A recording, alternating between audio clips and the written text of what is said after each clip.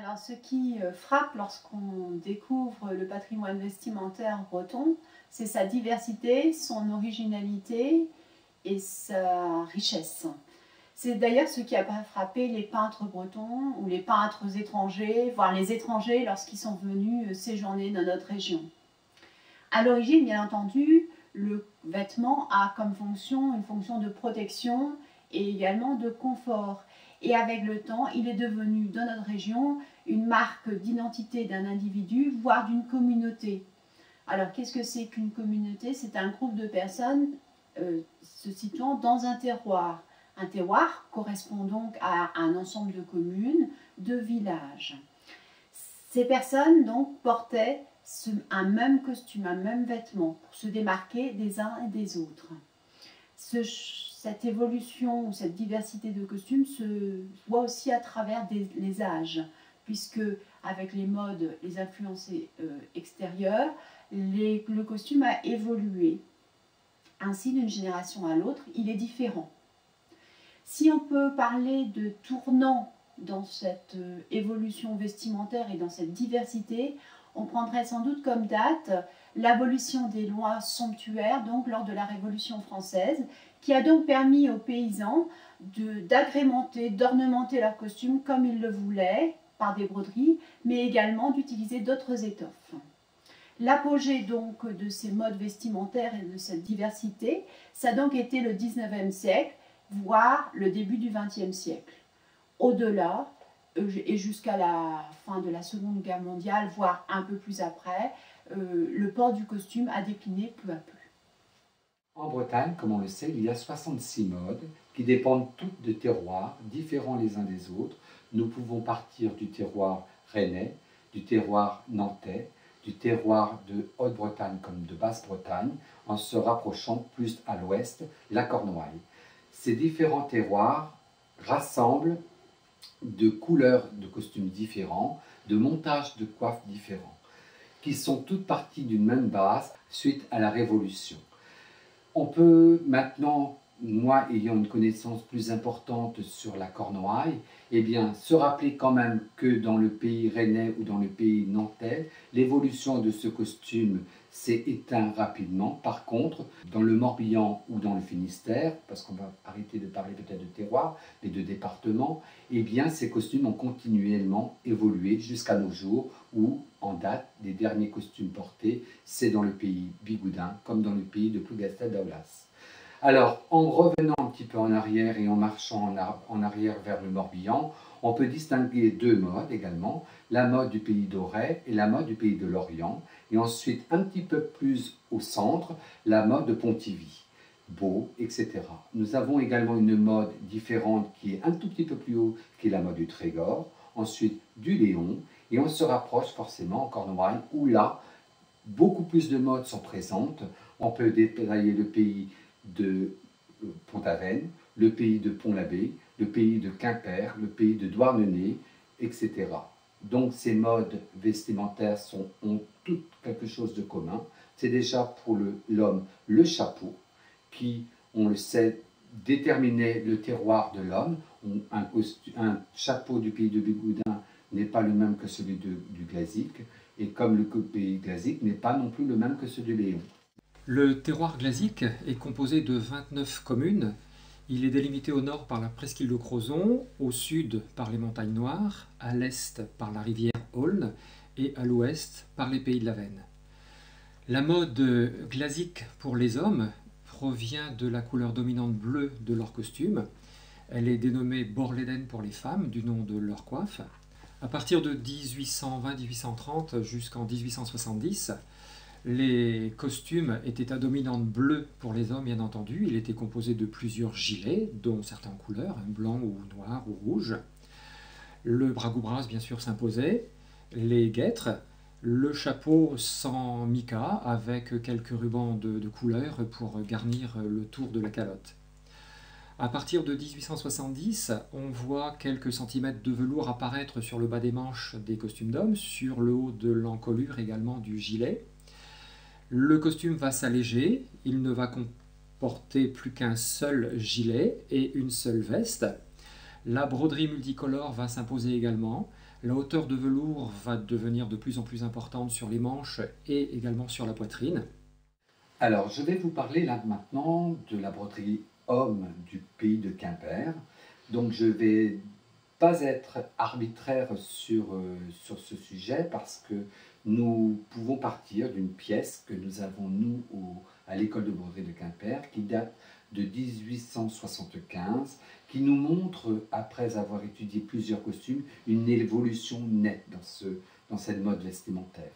Alors, de cette pièce que nous avons pu remarquer deux choses. La coupe du vêtement, qui n'est plus celle que nous connaissons aujourd'hui, aux derniers costumes qui ont été brodés dans les années 1945. C'était un costume qui avait plusieurs superpositions de pièces, de gilets, de vestes, et cette broderie était très fine, au ras de cou, brodée au fil de soie, et puis qui était une broderie, on va appeler ça sans relief.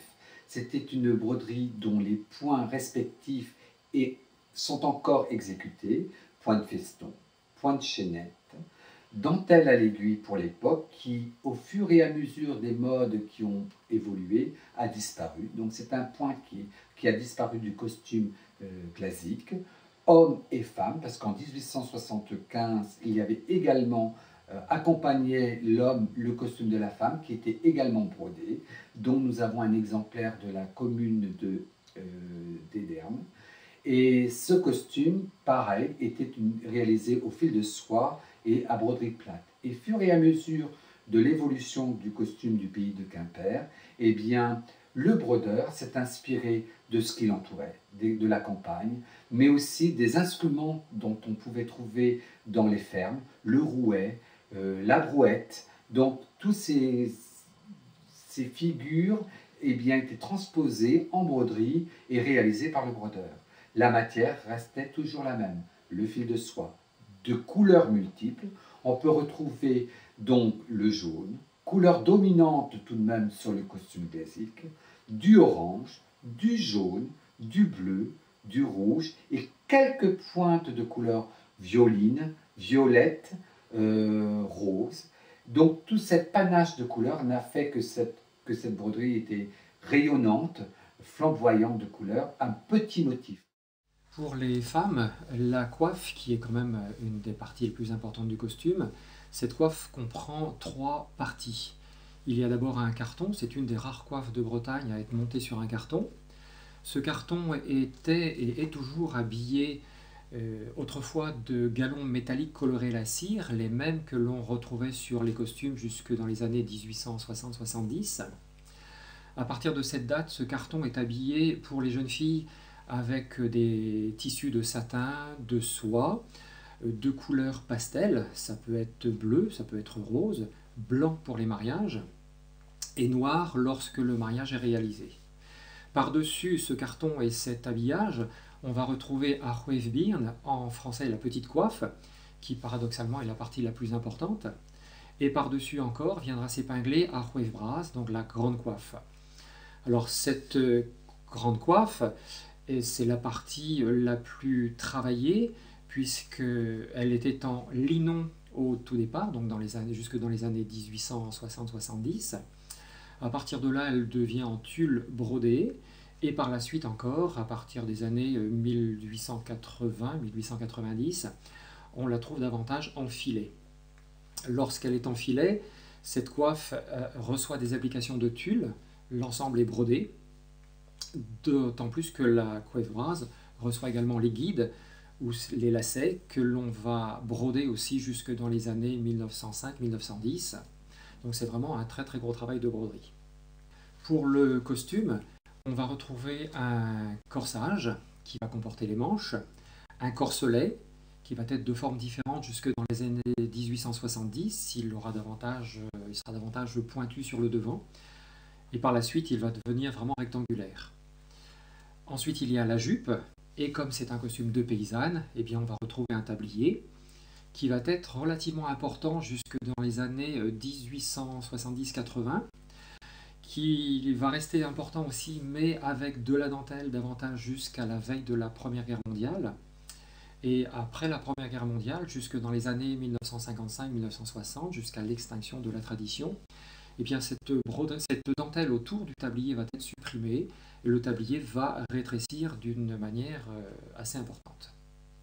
Les enfants en Basse-Bretagne, jusqu'à la veille de la Première Guerre mondiale, étaient habillés à l'identique. Les garçons comme les filles étaient habillés d'une robe, d'un tablier et d'un bonnet. Et le seul moyen de les distinguer à l'époque, eh bien, c'était un gland de perles fixé à l'arrière du bonnet pour les petits garçons et une cocarde pour les petites filles. Moi, mon but aujourd'hui, c'est de continuer à enseigner, de continuer à faire évoluer mon travail en apprenant à d'autres personnes, à maintenir une tradition, parce que même si à travers les collections de couture que je crée, eh bien, je suis très proche du costume traditionnel. Tous les jours, on a des commandes qui nous sont faites et je suis très fier qu'aujourd'hui, des jeunes personnes, plutôt que de nous demander une veste contemporaine, se retournent vers le passé et nous demandent une pièce traditionnelle. Pour moi, ça ne peut être que bénéfique. Et puis le regard de ce vêtement est valorisé en plus par tous les groupes qui le portent fièrement lors du Festival de Cornouailles ou alors le Festival de Lorient. Et on montre à travers ce costume traditionnel qu'il y a une tradition maintenue et une évolution qui est présente et qui, à mon avis, aura encore de longues années devant elle. Puis je crois que de fil en aiguille, ça m'obligeait aussi, moi, à rechercher davantage. Donc j'ai fait énormément de collectage dans tous les endroits du Pays Glasique, notamment dans les fermes, puisque c'est elles qui recevaient, enfin, qui recelaient le plus de pièces de costumes. Il y a très peu de livres là-dessus, et je crois que le costume breton en général, mais le costume glasique en particulier, pour nous, du terroir, ici, c'est une seconde peau, et je crois que lorsqu'on le porte, on a une autre allure, ça c'est clair.